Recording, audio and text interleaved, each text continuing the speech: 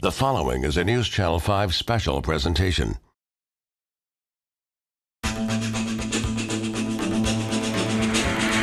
Tonight, can I search your truck and trailer? News Channel 5 investigates. Do you have any large amounts of money, tiene mucho dinero en su truck y trailer? Authorities say it's a part of the war on drugs. And I will do everything I can to take that money out of the hands of those drug dealers and the cartel. But this battle is a battle for cash. All I'm asking you is, where's the money? This is really highway shakedowns coming to the U.S. Like any war, Are you surprised that this happens in America?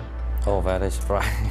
there are the innocent victims. He kept calling me a liar. He kept saying that we Mexicans, we all have a reputation of being drug smugglers. I never had any clue that they thought they would be able to take my money legally. I didn't do anything wrong. News Channel 5 Chief Investigative Reporter Phil Williams Gentlemen, either you need to arrest us or you need to let us go. wraps up a 2-year investigation. It looks like that they're not concerned about stopping the drugs, that they just want the money. That's what it looks like. Into what happens when the law gives police a profit motive. The safest place to put your money, if it's legitimate, is in a bank account. But it's not illegal to carry cash. As News Channel 5 investigates, And you call that extortion? Absolutely.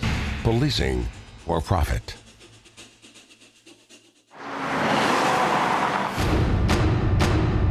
What you're about to see is how police agencies across Tennessee make money. Pop the trunk for me. You got to be observant. Not every officer can do interdiction. On this day, News Channel 5 Investigates went on patrol with officers from the Dixon Interdiction and Criminal Enforcement Unit, DICE for short, seeing how traffic violations Can I search your truck and trailer? can lead to searches that they hope will yield drugs, or like in this police video, I take it it's not yours, right? a stash of more than $200,000 of suspected drug money that DICE got to keep. What we're doing, we're taking advantage of how the laws are, to use the money to be able to put back to fight the drugs. Use the money from the bad guys to catch bad guys is what we're trying to do. Yeah, that one right there is a 23rd vehicle. And DICE isn't alone. There's also the 23rd Judicial District Drug Task Force and 2 others. Altogether, 4 different departments patrol the 50-mile stretch of interstate west of Nashville, looking for money to fund their agencies. So everything's paid through seizures and fines. Dixon Police Chief Rick Chandler serves on the boards that oversee both DICE and the 23rd. So if these officers out on the interstate don't come up with cash, then they might lose their jobs. Well, it's a possibility, yes.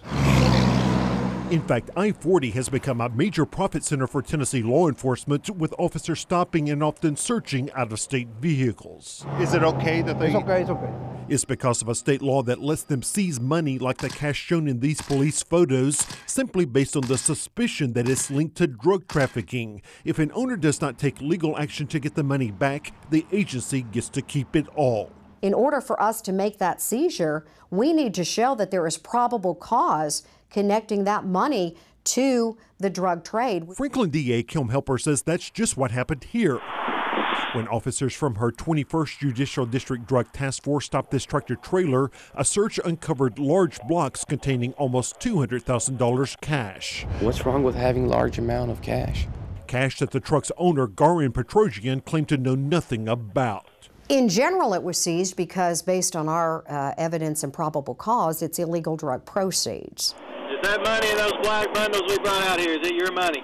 And Helper says the fact that no one ever claimed the money shows they were right. Still, officers released the driver without filing a single charge. They even cut a deal to let Petrosian come to Tennessee to get his big rig back. If I am a criminal, if they allege me to be a criminal, why would they settle? They do not just let criminals go. Why should you be able to take the money, though, if you can't prove that they were involved in criminal activity? Because the state of Tennessee lets me do that. But what makes the traffic stop especially unusual is the location. It occurred here in Smith County near the Carthage exit. That's almost an hour outside her district. Helper's officers patrol that area under a deal where they give a third of any cash they seize to the agency that owns that stretch of road. Why should that not be perceived as renting turf? I mean, this is not your jurisdiction. I don't think it is renting turf. It's a way to make money, though, for your task force? Honestly? Well, you know, when you say make money, I guess it is a way for us to continue to fund our operations. And this is really highway shakedowns coming to the U.S. Scott Bullock is an attorney for the conservative-leaning Institute for Justice, which has criticized civil forfeiture laws that open the door for what it calls policing for profit. It shows that the police are really focusing not on trying to get the drugs, not on trying to enforce the drug laws and stop that flow throughout the country. They're focused on getting the money. Out here on the interstate, interdiction officers have a choice. Conventional wisdom is that the drugs come in from Mexico on the eastbound side, but the money goes back on the west.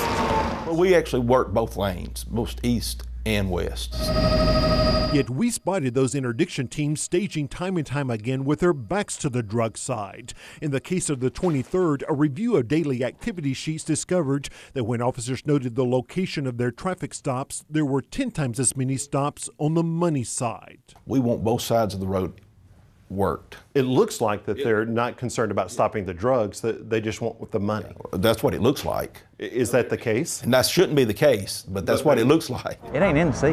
And it can lead to turf wars. After Dice got this $1 million seizure in 2010, a Dice officer suddenly found himself being blocked by a unit from the 23rd. Within minutes, 5 units from the 23rd are lined up in a show of force. Then there's this 2008 video where a unit from the 23rd cuts in front of a Dice officer on a stop, prompting this heated exchange. Leave me the alone. Let me tell you something, punk.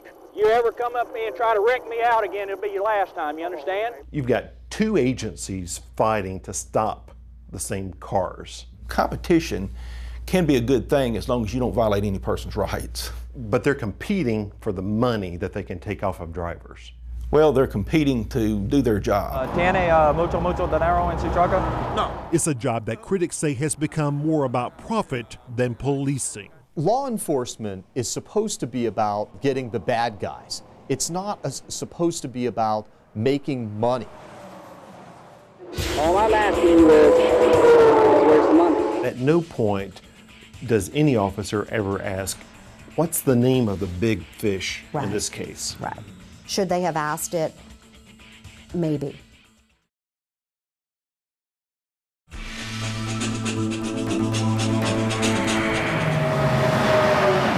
Here in rural Hickman County, on a darkened stretch of westbound Interstate 40, 2 California truckers will soon be given a tough choice. You're going to have to trust me, or you're going to have to go out on a limb and see what happens once we find it. Potentially face a criminal prosecution or hand over the cash that the interdiction officer suspects is hidden somewhere in their tractor trailer.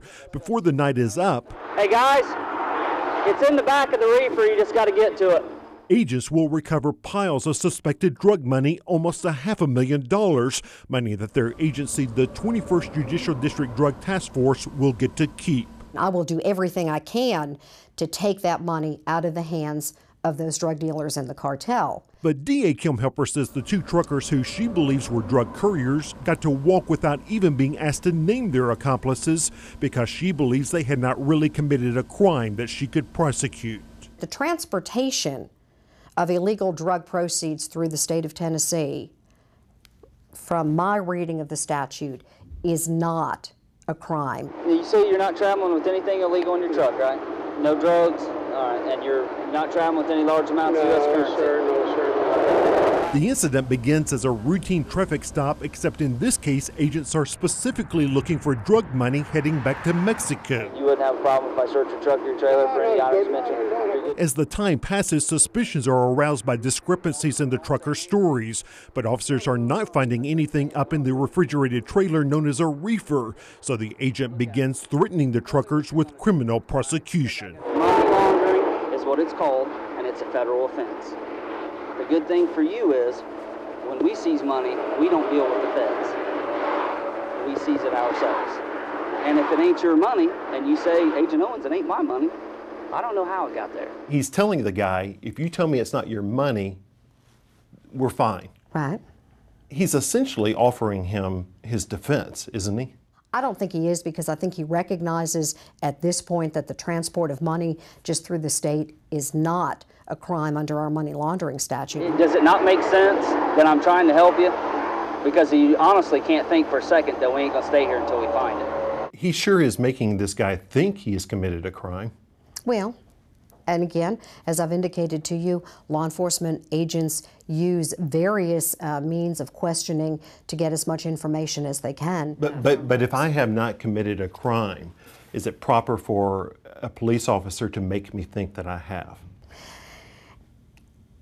I believe that officers can use a variety of techniques. If you don't, then what I have to do is I have to report it to the feds. All right? The feds are in charge of what? They're in charge of citizenship, immigration, all of that stuff. All right? And then they're going to come knocking on your door and they're going to talk to you about it. It sounds like he's saying, give me your money or I'm going to call the feds. It may sound like that. I don't think that that is ultimately the intent. Here's the thing, all right? Don't talk to him. Just listen. Just listen, okay? Do you want to go home? I sure do. Still, the officer assures the driver that if they cough up the cash, they will not be asked to rat out their accomplices. Hey, I'm not asking you if you have knowledge about it, and I won't ask you if you have knowledge about it. You understand me? All I'm asking you is where's the money? Throughout this incident, the officers tell him, you do not have to tell us where you got this money. I don't even care where you got it. All right, I want the product. That's what I'm after. Is that police work? Police work to the extent that these officers, from my perspective, are trying to work with these guys who are merely the couriers. But at no point does any officer ever ask, what's the name of the big fish in this case? Right, and I agree with you. Should they have asked it? Maybe. But I don't want to discount the fact that sometimes perhaps that final piece of information, while it appears to be missing here, ultimately may come to fruition in another manner.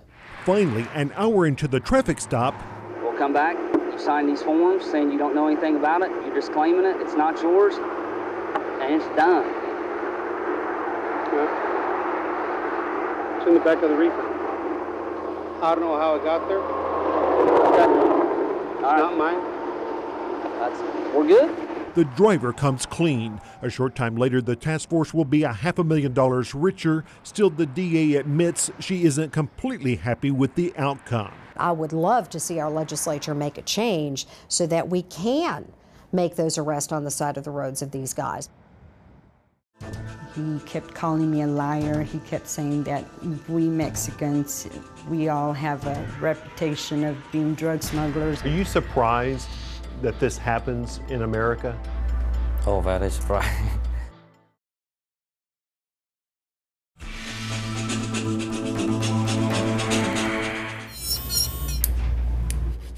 Here in this nail salon in Texarkana, Texas, a Vietnamese immigrant found his American dream. Was that a big moment for you to become a citizen? Oh yeah, I'm very happy for. Ben Hun came to the U.S. in 1999, becoming an American citizen 7 years later. But nothing prepared him for what he'd encounter when he got stopped in Tennessee by DICE, the Dixon Interdiction Criminal Enforcement Unit. Hun was on his way back to Texas after a long trip to Virginia, where he had hoped to pay cash for his third nail salon. Agents had plenty of questions. You have any gun? You have any rush? You have any money? You have anything? I said, no.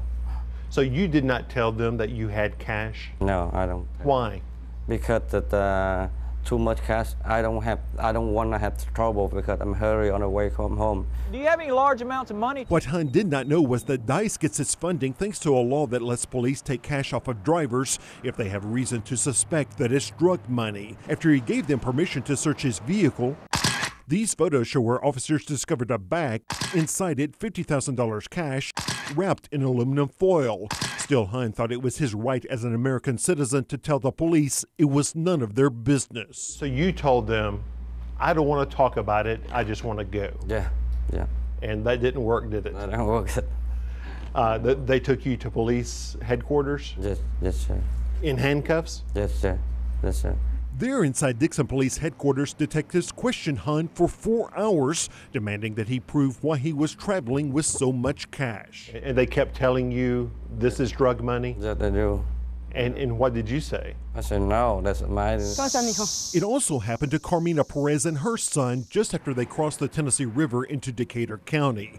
They were stopped by 2 interdiction officers on the way to see Perez's mother in Texas and her father-in-law in Mexico. And I told him, I have no weapons, I have no drugs, I do have money with me.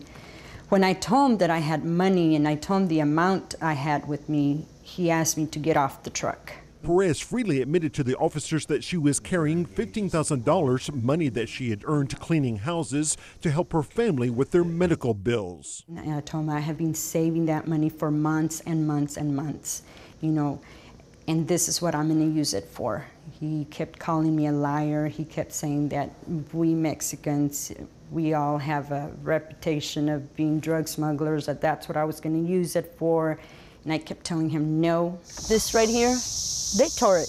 After 4 hours on the side of the road, agents took Perez's money, forcing the family to cancel their trip home. It took me months to save that money. And it hurt me because the way they treated me and the way they treated my son. And Ms. Perez is not alone. Our investigation also found case after case where other innocent drivers also had their cash taken by the very people who are supposed to be enforcing the laws. Here in Shelby County, Memphis police took $32,000 that an African-American woman planned to use to buy a building the next day. In Hamilton County, a sheriff's deputy seized $28,000 that a Vietnamese businessman had borrowed to buy a restaurant. In Bradley County, police took $20,000 from an African-American man who had just won the Georgia lottery. And in Sullivan County, an interdiction team took $27,500 from a Hispanic man who was helping his mother move with her life savings. Under civil forfeiture, you give law enforcement a direct and perverse incentive to go out and try to take as much property from citizens as possible. In 2010, Scott Bullock's group, the Institute for Justice, issued this Policing for Profit report that gave Tennessee a D- for civil forfeiture laws that he calls draconian. In civil forfeiture in Tennessee, it's an upside-down legal world where you are guilty until you prove yourself innocent as a property owner. The burden is on the property owner to try to get their property back. So how long did it take you to get your money back? It took me about 2 years. In Carmina Perez's case, she was fortunate enough to know someone who knew a lawyer who took her case to court and won. Yes, I got my money back. Yes, we won. But what Officer Wade and Officer Fisher did, I'm never going to forget, because they humiliated me in front of my son. This is where you became a U.S. citizen? Yes, sir. Yes, sir. As for Van Hun, he was finally freed with his cash after officers forced him to prove that he was innocent. Are you surprised that this happens in America? Oh, very surprised. Hey, the reason why I stopped you was you're coming outside your lane of travel. You all are pulling lots of people off the interstate, lots of out-of-state drivers. Is there any part of that that bothers you? Not as long as it's a legal traffic stop.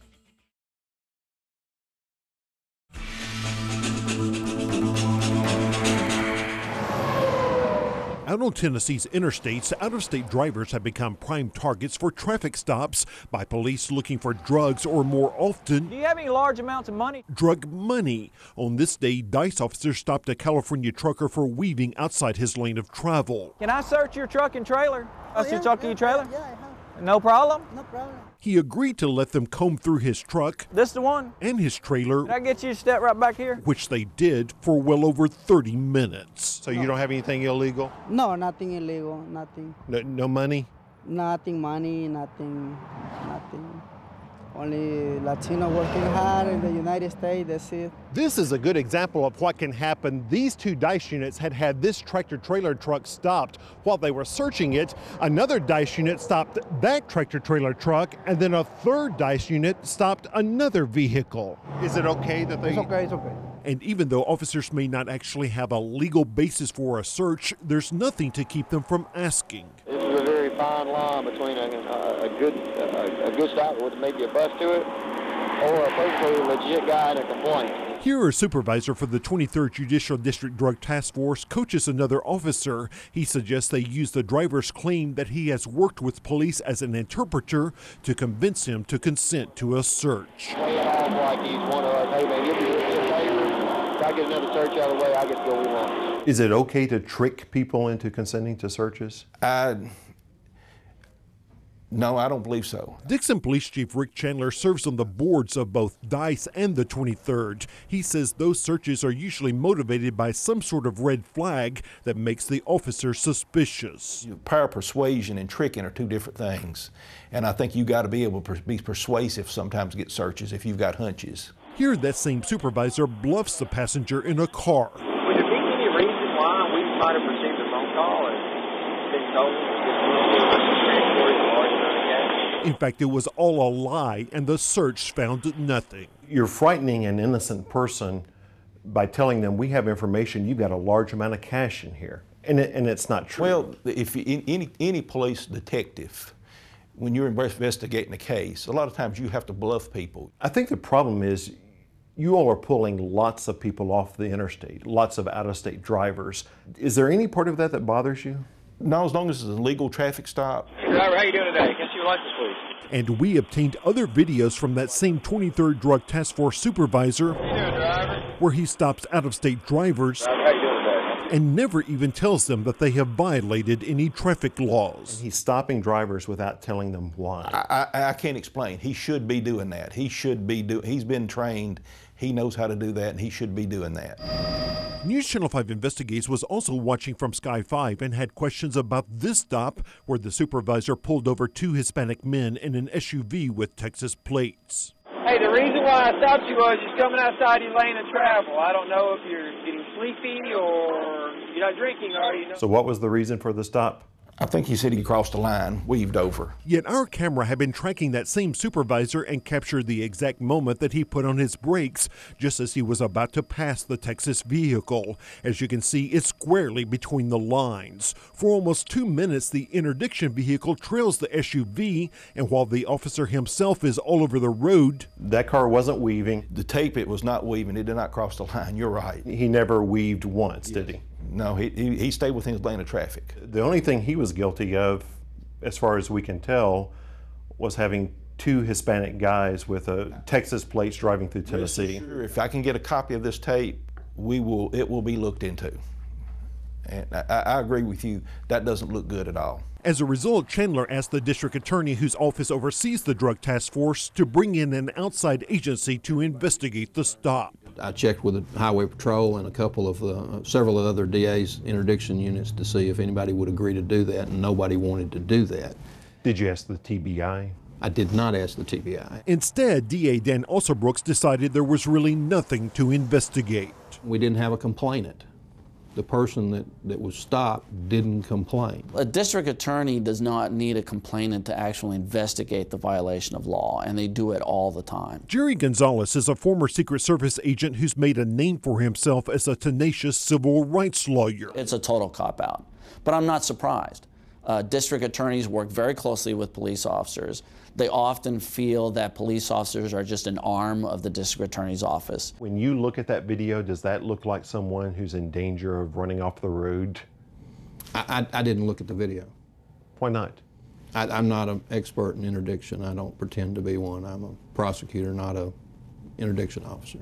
In addition, the DA said the officer claimed he had seen the SUV cross a line before Sky 5 got on him. Just because you cross a fog line, which in and of itself is not illegal, there's no law that says you can't cross the fog line, does not give the police officer the reasonable suspicion necessary to stop you. The officer in question is doing a very difficult job under very dangerous circumstances trying to interdict drug dealers on the interstate, and I'm not going to stand in his way doing that. Wah, wah, wah. We all have tough jobs. He should question because, as the saying goes, absolute power corrupts absolutely. While authorities say they get almost no complaints, civil rights advocates say these interdiction efforts target the very people who are least likely to complain. And it's probably not going to do any good, so why bother? I never had any clue that they thought they would be able to take my money legally. I didn't do anything wrong. You had no proof that that money was being used for drug trafficking, correct? No proof. And he couldn't prove that it was legitimate.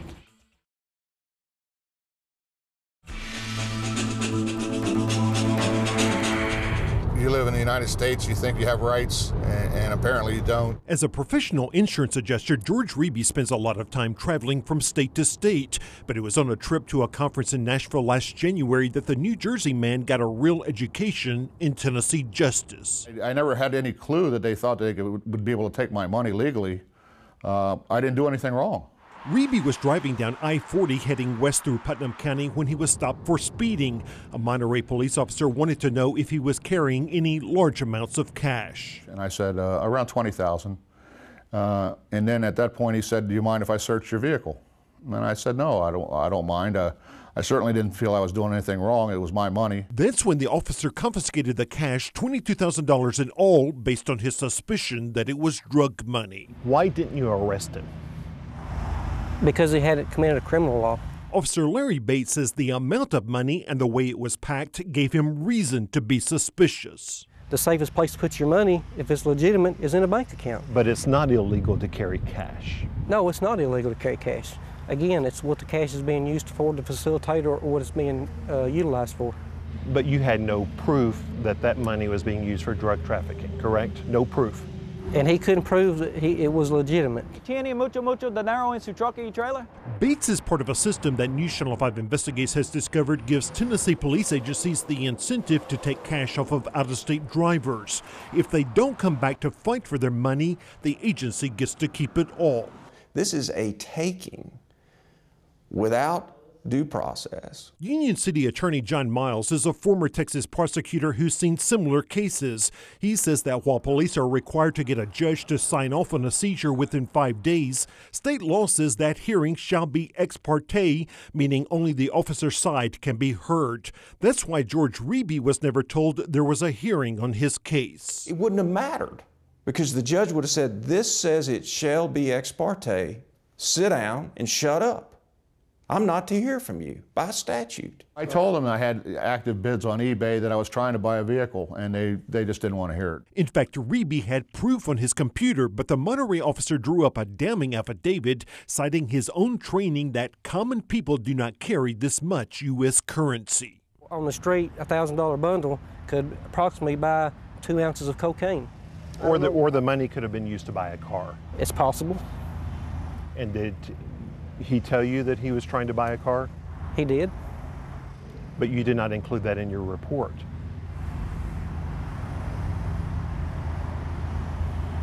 If it's not in there, I didn't put it in there. So why would you leave that out? I don't know. Bates also told the judge the money was hidden inside a tool bag underneath trash to deter law enforcement from locating it. That's inaccurate. I pulled out the bag and gave it to him.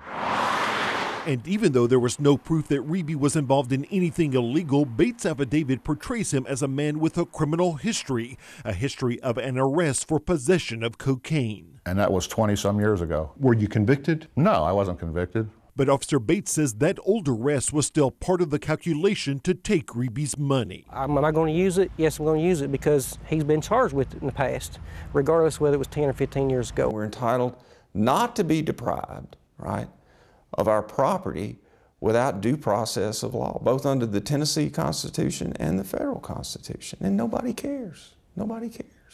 And Miles says he's seen other seizures where police knew the cases were shaky. Still, authorities insisted on what they called a deal. You can definitely get your property back if you'll only fill in the blank. Give us $500. Give us $1,000. Give us $1,500, and you'll get your $10,000 piece of property back. And you call that extortion? Absolutely. I'm just looking forward to getting my money and leaving. After Reeby filed an appeal and after NewsChannel 5 began investigating, the state agreed to return his money. I voluntarily waive my constitutional rights to be if he'd sign a statement promising not to sue. But they made him come all the way back from New Jersey to Monterey. He got a check, but no apology. If they lied about everything in the report, why would they apologize? And with that, Reeby was ready to put Tennessee in his rearview mirror. Really don't want to come back here. Back at the Monterey Municipal Building in Putnam County, we got the chief on the phone when we suddenly found ourselves being detained. Gentlemen, either you need to arrest us or you need to let us go.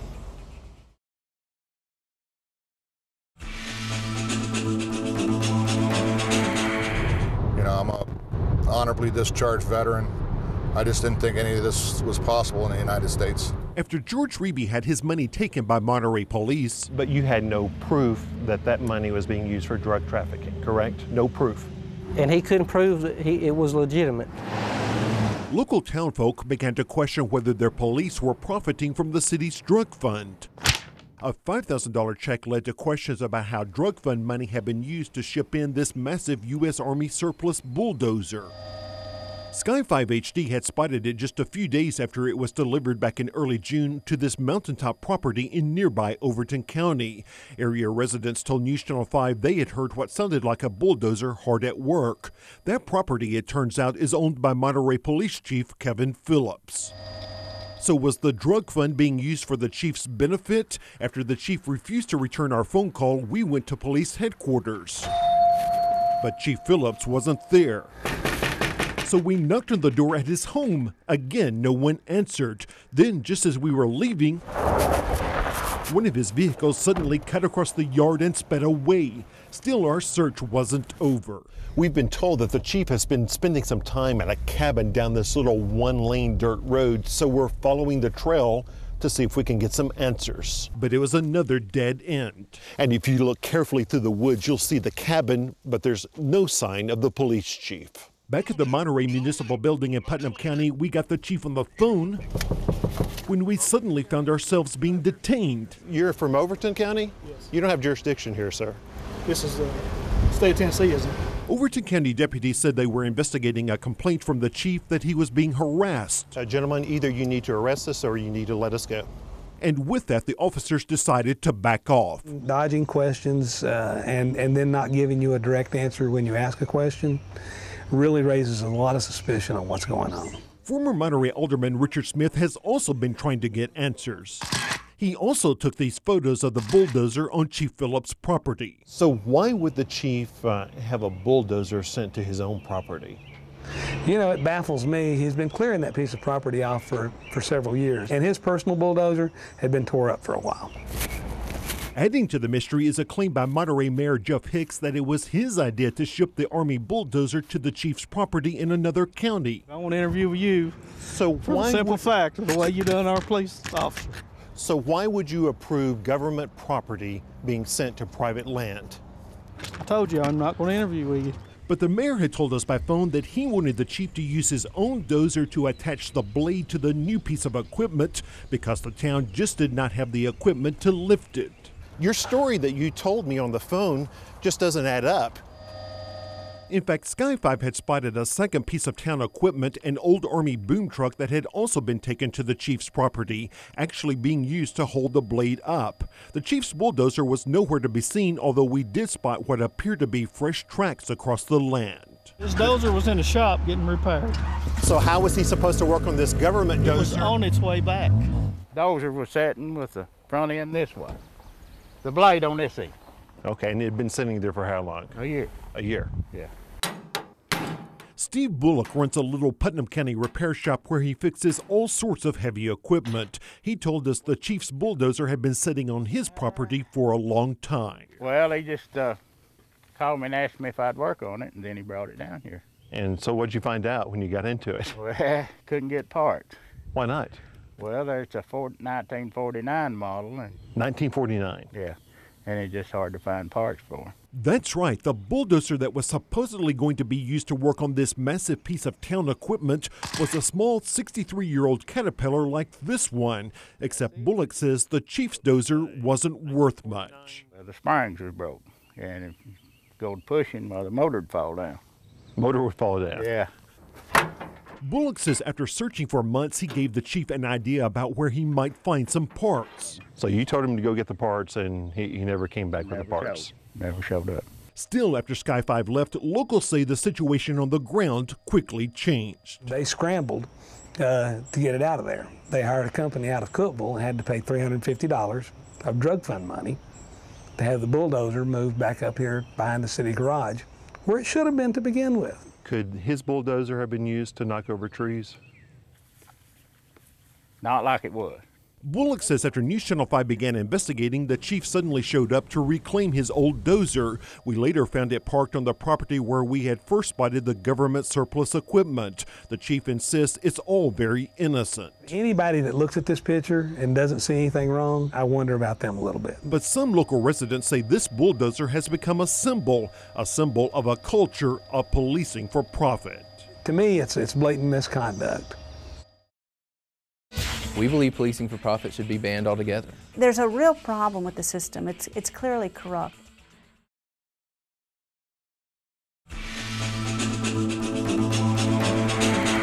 Chairman Johnson renews his motion. Discussion on the bill. After News Channel 5's policing for profit investigation, You adopt. Next amendment. Tennessee lawmakers took notice. All I'm asking you is where's the money? I would love to see our legislature make a change so that we can make those arrests on the side of the roads of these guys. House Bill 3638, it's another bill brought to me by the DA conference. That bill, passed with zero debate, clarifies that couriers caught with cash can also be arrested under state law. It just doesn't seem right to me to be only going after money and not stopping the flow of drugs as it comes into the state. Still, Republican Representative Vance Dennis wanted to go farther. Can I search your truck and trailer? Partly based on what he had seen with his own eyes in that 50-mile stretch of I-40 west of Nashville. Noticed on my way up to Nashville this morning from West Tennessee, I saw probably about 10 Drug Task Force vehicles between the Tennessee River and Nashville. And probably 8 of those were still working the westbound side. The money side? Yes. Do you have any large amounts of money? ¿Tiene mucho dinero en su truck y trailer? His bill would still have allowed police to seize cash that they believed to be drug money, but the money would have gone to the state. So that you don't have an officer there working and taking people's property for their own paycheck. So you're taking the profit motive out of policing? That was the intent of the bill, yes. Look, if we don't collect revenue, I might lose my job next year. And Dennis found support from lawmakers with police backgrounds. Hey, the reason why I stopped you was you're coming outside your lane of travel. Who related stories of the pressure that interdiction officers can face.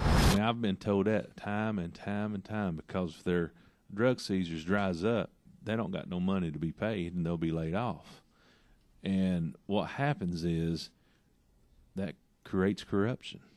I'm sorry, but it's the truth, and I'm in the field. If it passes as written, it'll essentially do away with the drug task forces and drug enforcement on that level in this state. But then legislation ran into opposition from the DAs who operate a number of drug task forces. I think he's a little bit off base. He sees the ones when he goes back home at the end of the week on the west side where they're trying to stop the money going back. And again, we feel like that's hurting the drug dealers where it hits them the most, and that's in the pocketbook. State lawmakers are considering creation of a special committee to investigate the issue, looking for possible reforms, while some on the right, we believe policing for profit should be banned altogether, and the left, There's a real problem with the system. It's clearly corrupt. now argue that civil asset forfeiture, taking property from people without charging them with a crime, should be outlawed altogether.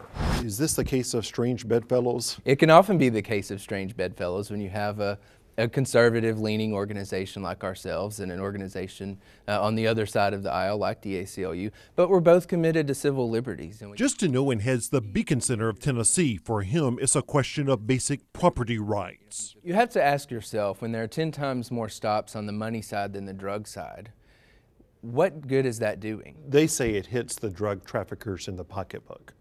You want to hit them in the pocketbook to get the drugs. That's what the criminal statutes require. You go after the drugs. But what happens when you're going after the money because you're motivated by profit is you ensnare innocent victims in the process. I never had any clue that they thought they would be able to take my money legally. I didn't do anything wrong. And that concern for the victims is shared by the American Civil Liberties Union's Hetty Weinberg.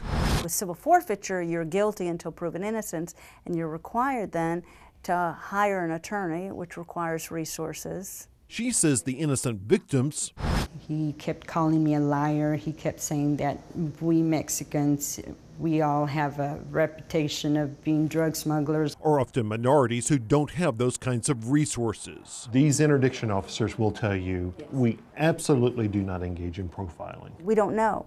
We don't know who stopped.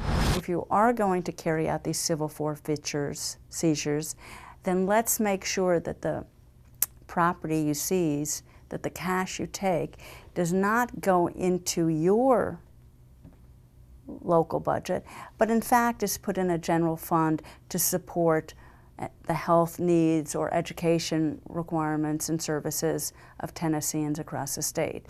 And when we start having that conversation, I think there'll be more honesty among all people as to what the real reason for these civil forfeiture seizures are. When we come back, I'll have a few final thoughts. If you know of something we should investigate, send us your tips. The email address investigate@newschannel5.com, or you can call 615-244-NEWS.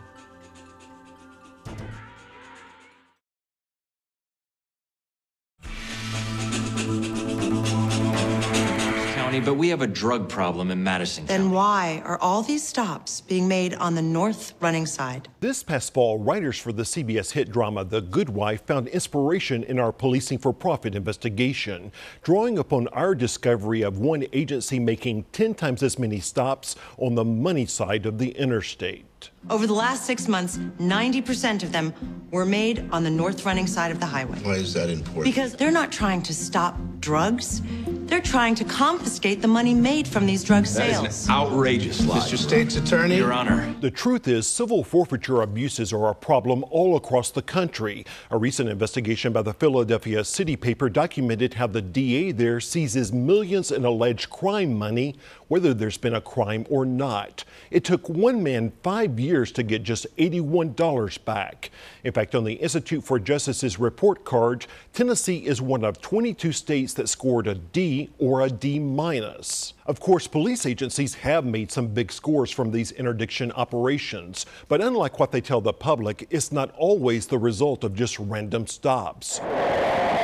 For example, in 2011, the Tennessee Highway Patrol pulled over this tractor-trailer truck in Cumberland County, supposedly for a traffic violation. Inside, they discovered a pile of cash, more than $4 million. In this news release, Safety Commissioner Bill Gibbons praised the troopers for the record seizure, saying it highlights the importance of interdiction efforts by law enforcement. But a different story emerged when the two drivers got to federal court. A prosecutor told the judge, "Law enforcement, Your Honor, just didn't get lucky and nail $4 million in cash on the road. That didn't happen. A larger investigation is occurring, and it led directly to that truck." Finally, there's a question of how much these task forces are willing on their own to change the way that they operate. Whose car is this? After this traffic stop, a federal judge suggested the interdiction officer could have fabricated the reason for pulling over a Hispanic driver. Judge Aleda Trauger said police could set their cameras to record the traffic violations that make those stops legal. But she wrote, "The failure to employ such simple technological means is particularly egregious. It is difficult to imagine a legitimate reason for not making all reasonable efforts to create objective documentary evidence of a defendant's initial traffic violation." We know that at least one agency made a conscious decision not to follow the judge's advice. We've got a lot more on our website, newschannel5.com, including more of the stories of the policing for profit victims. I'm Phil Williams, and thanks for watching as News Channel 5 investigates.